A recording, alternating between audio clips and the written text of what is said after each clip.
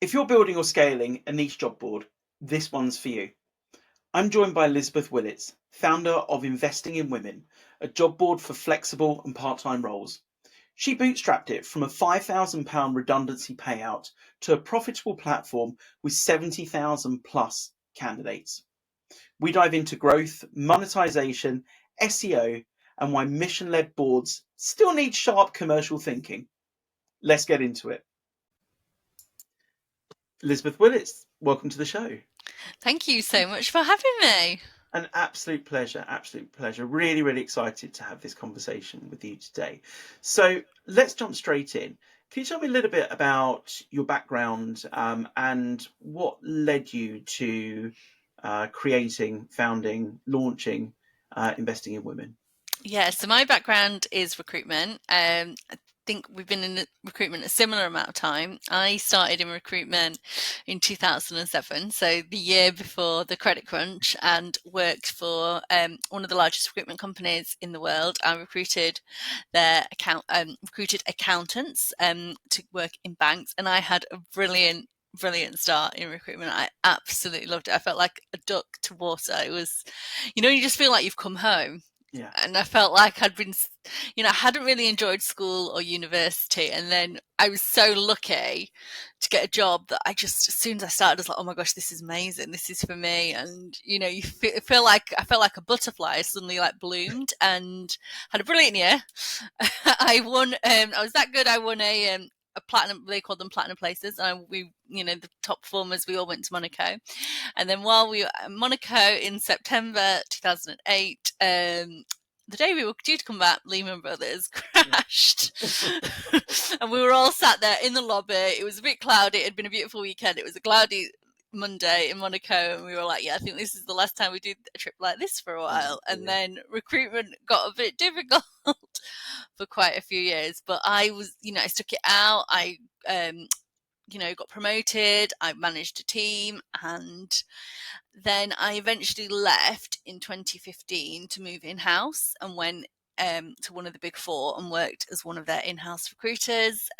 Again, brilliant experience. I learned so much, being on the other side of the fence. So I think that was, that has really set me up, actually now working for myself, because I feel I've had all those different experiences.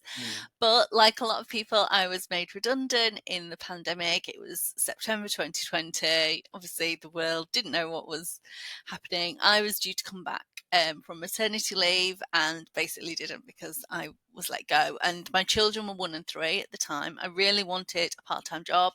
I'd really struggled to have my eldest daughter. She was IVF, and I just thought, there was no way I wanted to leave them after struggling so hard to have them and go back to work full time. But every time a recruiter approached me and I asked, will they consider part-time, was told no straight away or ghosted me. And I could see a lot of people doing a lot of positive things regarding flexible working and talking about flexible working, but I couldn't see that a lot of people had necessarily direct recruitment experience. So I thought, do you know what? I have got the recruitment experience. At that point, I'd never recruited anyone part-time. We never even used to register people when they rung up asking for part-time when I was in agency. At that point, I'd recruited hundreds of people. I thought, do you know what? I'm going to try and be part of the solution. So I set up Investing in Women in June 2021, and it was a job board focused on part-time flexible roles. Wow, what a fantastic backstory. And actually, it's very unusual for me to talk to people who from a recruitment background and then set up a job board, usually very kind of technology based background. So Really, yeah, I'm not a tech person. No, that's fantastic. I can navigate my way around tech now. I'm better, but I had £5,000 redundancy payout, and I used that to pay somebody to build it for me, and I didn't build it. Okay, so you got somebody externally to build the job board for you. Yeah, I used some money, and it's just on WordPress. Okay, so you built it on WordPress. So how did you know it was time to kind of go all in on the job board? Was that kind of a was that it? You were saying, right, okay, I'm going to do this, I'm going to go for it, or did you wait to see what it was like once you built it, tested the waters? No, I'm going to go for it. I'm one of those people that will dive straight. I'll jump head first. Sometimes I'll jump head first and then regret it. But I am quite an action taker, so I thought I'm going to do it. Obviously, I did go through my head as like, shall I do a job board? Shall I do a recruitment agency? And I did have that. But rightly or wrongly, I thought a job board would be easier because having been in recruitment for so long, I know what it's like when you basically get a phone call from a client saying so and so hasn't turned up for their interview, and then you're trying to call so and so, and they're on the tube, and I thought I cannot be having that if I'm like being a mum, it's like 5 o'clock and I'm trying to make tea and I'm trying to sort out somebody's interview, they've not turned up. So I thought if I do a job board, I don't have to get involved in all of that. So that's why I went down the job board route, being honest. That makes sense. That makes sense. Ironically, giving you that flexibility as well by having Yes. that job board. Yeah, that And it makes is obviously much more like, I know you're the automation expert, but it is much more automated and you are much less involved in that day to day. Yeah, absolutely. So going back to those early days, when you first kind of create a job board or start up a job board, you have this kind of chicken and egg situation where do you bring on clients first? Do you bring on job seekers first? Do you bring on jobs first, etc., etc.? So tell me, how did you get over that chicken and egg situation? How did you do to get it started, get it moving? So I had a coach. So I had my £5,000 redundancy payout, and I used that money to basically pay this person to build the job board, pay for some contracts, because that was something also I'd not thought about. And I spoke to some client and they were like, have you got contracts? And I was like, and that was like, actually, it cost me more than the blooming job board to get these contracts drafted. And then I paid for a coach, and she was really good. And I paid for like 12 weeks of mentoring with her. And what she said was, and I think it was right, that you're going to have to basically offer it for free to begin with. Mm-hmm. So that's what I did. So I went to all my old recruitment networks, all the people I'd ever worked with, clients, people that I'd worked with in agency, and said, look, it's free, do you want to post some jobs? So that's how it started. So for 6 months clients just posted for free, and actually it built momentum quite quickly because it was free. And then then the chicken and thing was like, when do I start charging? I need to start charging. How much shall I start charging? But because I had the jobs, and then I would also been posting for a few months on LinkedIn, I had the candidates, and then I acted like a recruiter to begin with, which is a model we've still actually carried on, where my mentor was like, right, you need to fill these jobs now. So you're very hands-on. Really hands-on. So we were doing sourcing. I had LinkedIn Sales Nav. I was speaking to candidates. I say we because there is a we now, but at the time there wasn't a we. It was all me, and I was advertising in Facebook groups. If clients posted a role, I had a newsletter. It was really, really, it was basically everything a recruiter does up until that interview. Got it. So going back to the original kind of process. So giving away job slots for free makes sense. Build traction. So how did you convert that from free to paying? That must have been quite an interesting conversation to have with your clients who were so used to getting probably so much for free. How did you well, they knew it wasn't going to be free forever. I'd put it quite clearly on the website, obviously. It's not free forever. And obviously when I was speaking to clients, this is a free trial. It was meant to expire at a certain point, but then I had a disaster with the website. So the first developer, this was probably the most stressful time of my business, and it was right at the beginning. The developer I had originally paid had actually not done a very good job of building the website. So I just found her on a Facebook group, and she had been laid off from her job. It was, it was COVID time, and to be fair, I'd not paid her loads to do it, and she not charged me a lot. And then she got a full-time job. So she said, I can't manage this anymore. You're going to have to find somebody else. I recommend going to this person. So I went to this person, and he was like, she's done a really crap job. He's like, I shouldn't really say it, but she'd done, now knowing a little bit more about tech than I did then, she'd used 2 page builders, which you're supposedly not meant to do on WordPress, and she should have done this, that, the other. So he's like, I'm going to have to rebuild it all from scratch.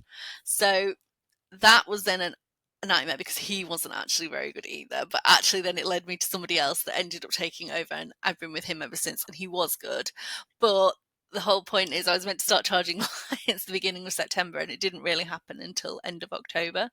Okay. So people got a few months free. But yeah, and then I think the other thing that I found a little bit difficult early doors was I'd have a lot of big companies ring me, and this is when I first started charging, thinking I was like a charity and doing it for free and wasn't a business, and be like, can you just share this with your community? Can you just share this opportunity? And they'd be like massive organizations. I'd be like, right, you've got billions of pounds worth of profit. I know you have. And I'm just, me on my own. I need to charge you. And it was sometimes that expectation that they thought I was like a charity. Interesting, really, really interesting. And actually, I wanted to focus a bit more on that because earlier on in the conversation, you said, when you were a recruiter, third party kind of external recruiter, and also when you were in house at one of the big four, you had never recruited for part time staff before. So, what what was the kind of traction on that? You say you talk to your old clients, your old network, etc., etc. Was there much of a need for hiring part-time, flexible women? In terms of because it's not something you'd ever come across before. What did you find in terms of the market need of that? I think there's still obviously work to do because I think the stats show that only 3% of roles that are advertised actually mention part time. So there's definitely still work to be done. I think a lot of clients are actually open to it, like the end employer. Because I'd get jobs posted on our job board, and I'd go back to the employer and say, actually, will you do part time? And they'd say, oh yes, actually, yeah, we would, but for some reason they hadn't written it on the job ad. So then it would be a case of just manually adding that, etc.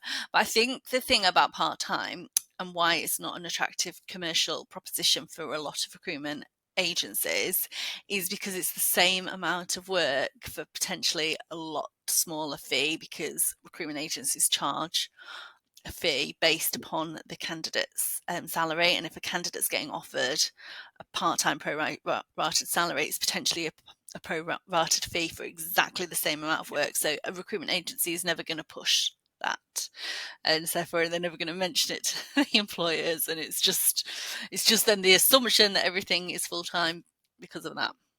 Yeah, that makes perfect sense. So obviously a job board is a better proposition because you're just paying for the job slot or however you're kind of monetizing it. And therefore it doesn't matter whether it's part-time or full-time, it's the same rate. Yeah, it's the same fee And is basically. that how you're monetizing? Is it duration based job slots? Is that how you charge your clients? Yes, we do a lot. Yeah, we do duration-based job slots. We also do like full recruitment, full end-to-end recruitment, because that's really how it started with me not having, I had zero marketing budget, so we couldn't run Facebook ads or Instagram ads. So it started with me sourcing. So we do offer sourcing packages, full end-to-end recruitment. We charge up front, and we charge a lot less than you would do if you went to a recruiter, because we charge regardless, basically. So Yeah. Okay. yeah, That makes sense. and And then yeah. actually, you just Go on. touched on something that I wanted to get onto next. So I'm going to go for it. You've got I think it said something like 70,000 registered candidates on your database. I think, if I Yeah. remember correctly, had a quick peek beforehand. Um, and you just mentioned about Facebook advertising, Instagram advertising. It'd be great to understand a little bit more about your acquisition channels, because obviously it's very, very niche. It's very specific. In terms of the job board and who you're trying to attract. Can you talk us through a little bit more around those acquisition channels, those tactics around bringing in those 70,000 candidates? Yeah, I mean, predominantly we built our business through LinkedIn, and I think it's always been, I've been on LinkedIn now like 4 years, and been always quite authentic, and people, I get lots of messages now that people have followed me since the beginning and can remember when before I'd even launched the job board and talking about it. And then obviously, so I feel like a lot of people have followed that journey from right at the beginning. So they're quite supportive, even if actually they've moved on themselves, they maybe not need part-time work anymore, they're still supportive of the mission. So it's been through LinkedIn, being really authentic in what we've, who we are, what we've posted. I mean, it's not been overnight with 4 years in, so Yeah. it's definitely not an overnight success. We've also done a lot with SEO. So that is another big acquisition channel for us. We've tried adverts in the past. So we've tried like Google ads and Facebook ads. But being perfectly honest, we don't have a problem attracting candidates. Yeah. The I get candidates are there because there is, I mentioned, there isn't a huge amount of part-time work. So when we've got a part-time job, the candidates like come in. It's the clients that we, that's the one we always try and much more harder to acquire because they're the ones that pay the bills basically. Yeah, absolutely, absolutely. Yeah, I get that. And so you mentioned about SEO, which I presume comes from a lot of content. I noticed that you've also written a book on the Yeah, and we've subject got of this blog and and the blog and what have you. So is that content, and the SEO that drives from, is that helping you? Is that helping you on the client side as well as the yeah. candidate side? Are clients, Yeah, because genuinely seeking that? when clients message, in the form, the in contact us form, we say, "How did you hear about us?" And a lot will either say LinkedIn or Google. Fantastic, fantastic. And do you get a lot of returning clients as well as new clients? Yeah, Yes, we've got clients that we've worked with like since the beginning. yeah, that's Yeah, fantastic. And and a how are lot you have worked with us keeping? a few years, quite a good few years now. Interesting. Okay, that's good. Well, that's fantastic as well. And how are you keeping, that audience of client and candidate engaged? Have you got kind of, email marketing set up? Yeah. Be interesting to understand how you're keeping people kind of engaged and on platform as well. Yes, we've got email marketing, so everybody that comes on the job board, there's a pop-up, sign up for fresh jobs, etc. So a lot of lead magnets on the website, free CV templates, flexible working templates, things like that that would be of interest to our candidates, and then candidates sign up for one of the lead magnets or webinar. We run loads of webinars as well, which we would view as a lead magnet. Then they go into our welcome sequence, and then they're added to our weekly newsletter. So that's obviously email marketing is huge for us, and we see a big spike in website traffic the day the newsletter goes out. It goes out on a Monday, and then we see a big spike on Mondays. Yeah, and then we have a podcast, so we do that once a week, and that's obviously popular and people listen to that. And then we also host loads of events. We're doing a lot of LinkedIn lives. That's how we started the business, doing weekly LinkedIn lives. Okay, Because I said zero marketing budget. But yeah, and then we do like we did a big thing for International Women's Day. So we did like a week-long summit. So we do quite a lot, and then a lot of collaboration as well, where I will guest on like somebody else's podcast in somebody else's Facebook group to someone else's community, or someone else's Instagram live and things like that, and then that really helps as well. great. And I suppose that also, from a personal branding perspective, you obviously you've built up a really good name for yourself as well. I presume that personal brand also helps, bring in the interest in the job board. Yeah, I think so. Yeah, I mean, yeah, because I get messages to me all the time on LinkedIn or Facebook, or whatever. So yeah, so definitely. excellent. Okay, just moving away from those subjects and thinking more around kind of impact and metrics and all those kind of things. Be interesting to understand. I think you work with probably hundreds of employers now. Be great if you could share with us an employer story that really kind of embodies the mission of investing in women. Have you got a great kind of success Yeah, I story? have, and these are one of my favourite clients. So they're actually a construction company, and we work with actually quite a lot of construction companies because, as you can imagine, they don't have a lot of female staff, and that is something that a lot of them want to increase. So this particular client came to us, it's 2 years ago now, and I think they were like running about 10% women in their organization. It was small, and they wanted to hire more women, and they'd identified some roles where they thought maybe we could do something with these positions, and they were lab technicians.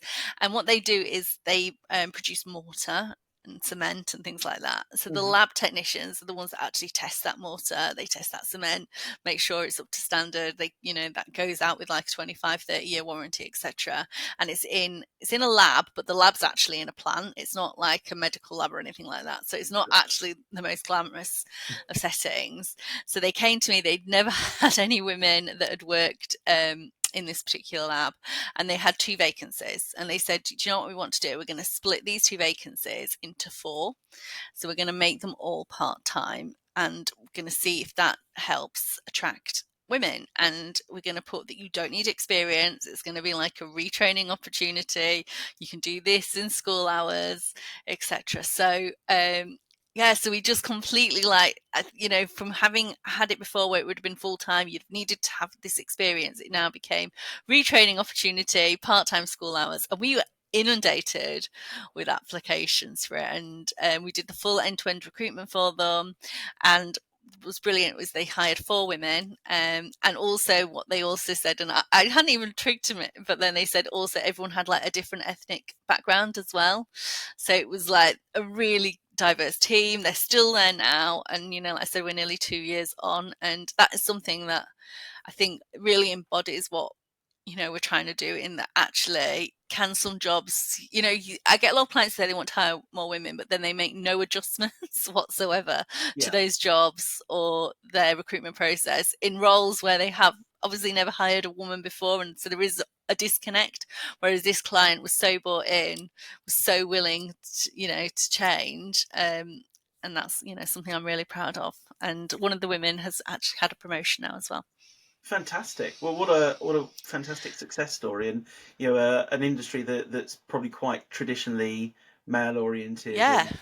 and very kind of masculine working environment. Yeah, and we've worked with them Wonderful. so much more and hired lots more women That's into that great. organisation now. So it's definitely much, much more above than 10% now. Fantastic. What a wonderful success story. Thank you for sharing that. So on the business side, it'd be great to understand, so it's been what, just coming up for 4 years Yeah. since you launched. So where are you at, in terms of numbers? When we talked about, the numbers of candidates registered, number of job seekers registered, working with hundreds of employers. What does the underlying metrics look like in terms of, success rates, in terms of in terms of commercials, all those kind of things? What's that Yeah. looking like? So we became profitable quite quickly. I think, we've never taken any external investment. It's all been bootstrapped, and I'm really proud of that. We're now a team of 3 that work school hours. So yeah, so that's something I also was really passionate about and really excited to do, that I wanted to be able to employ people on part-time contracts that I couldn't find. So I'm really proud that there's now 3 of us in the organisation plus our freelance developer, and that the business supports that. And yeah, I mean, in terms of profit, I mean, we're still profitable. It has been a little bit quieter since the budget. I don't know if some of your other guests have said that, but the Mhm. job market generally has been quite squeezed. I also do career coaching, so I know, speaking to candidates, there's been a lot of redundancies that have happened sort of since then. But I think it feels like maybe we're going to turn a corner, because it has been quite a busy month, I'd say. I think January was a little bit quieter, but I think it's definitely started to pick up as we got into March, and hopefully April, as these business costs are realised with the additional NI and things like that. Yeah, coming into the new financial year hopefully makes a Yeah, big difference. And actually, I know you raised the point around the budget, the UK budget, and how that kind of stretched employers, quite a fair bit. But one of the other questions I wanted to ask you, obviously, running, a niche job board is tough, yeah, but running a diversity focused niche job board tends to be even tougher. And I know that there's, some strong kind of headwinds that are going against, yeah. diversity efforts right now. I wondered whether you had seen any impact of that, or any kind of thoughts on, this kind of war on diversity that seems to be going on in different parts of the world.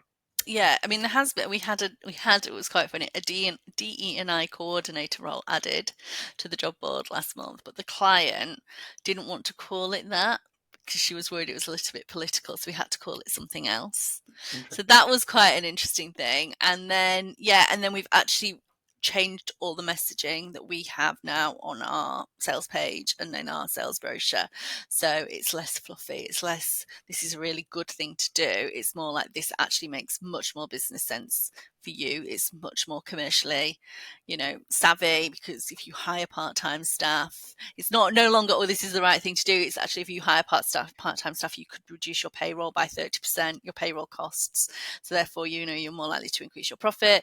Candidates cite 70% of candidates cite flexibility is the most important factor when looking for roles. If you want to attract the best talent, you're going to have to.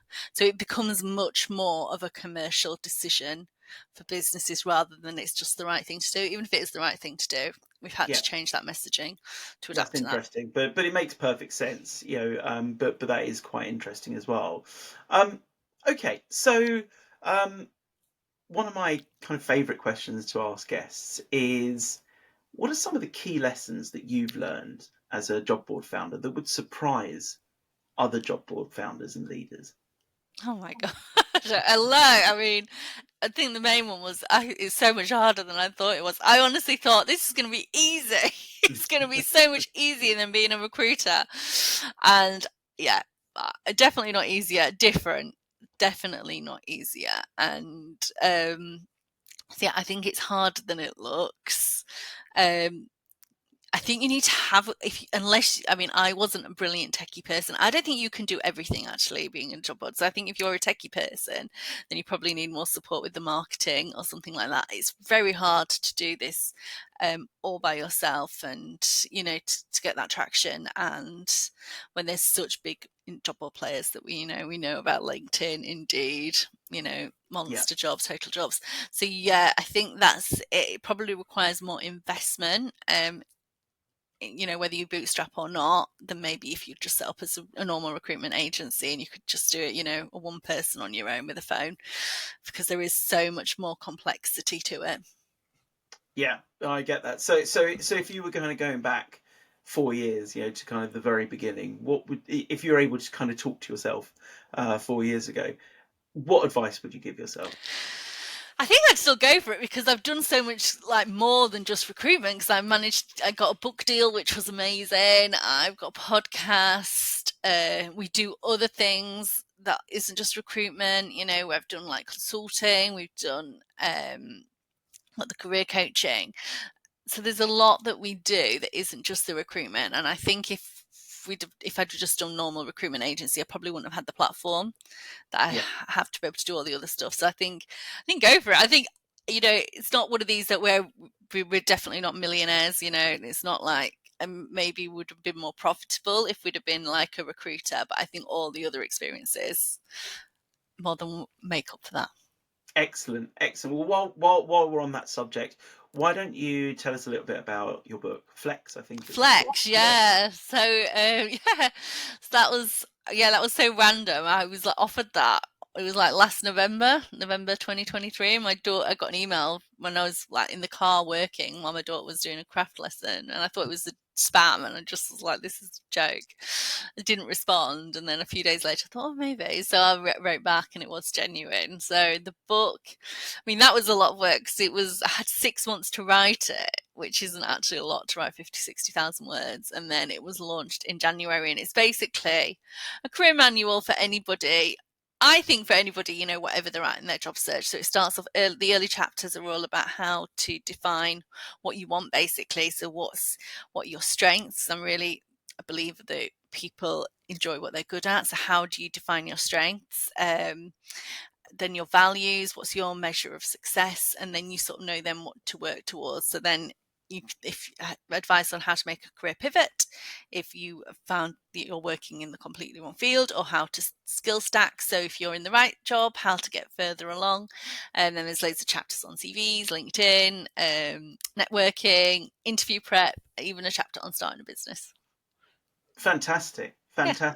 And you mentioned all of these kind of additional services, the consulting, the book, the podcast, etc., etc. I know a lot of businesses and a lot of job boards that I've spoken to, they find that they've got their core job board, and then they start creating kind of additional revenue streams outside of that. How did how did you make that decision to do all of this stuff? Was that just from a marketing perspective, like you said, you didn't have a marketing budget, so it was all looked at as free marketing, or did you specifically think actually there's additional lines of revenue that we can create out of this? Yeah, I mean, the career coaching was a no-brainer because I was getting messaged all the time asking for help with CVs, interviews, LinkedIn. So that was sort of like, in the end, I resisted it for so long. I thought, I'll just package it up and just sell it. So that was just something that we were asked for. And then the consulting came about because I was doing a lot of work with clients that would come to me and think that just advertising on a job board like ours would be a silver bullet and solve, any like diversity issues they may have had within their business. And actually, if you don't make a change as an organization, no matter how many adverts you put on a job board like ours, it's probably not going to work. So there's a lot of work that actually the advertising on our job board should be the last thing you do. Basically, there has to be all that work done before, and so that's how the consulting bit came about. Interesting. Fantastic.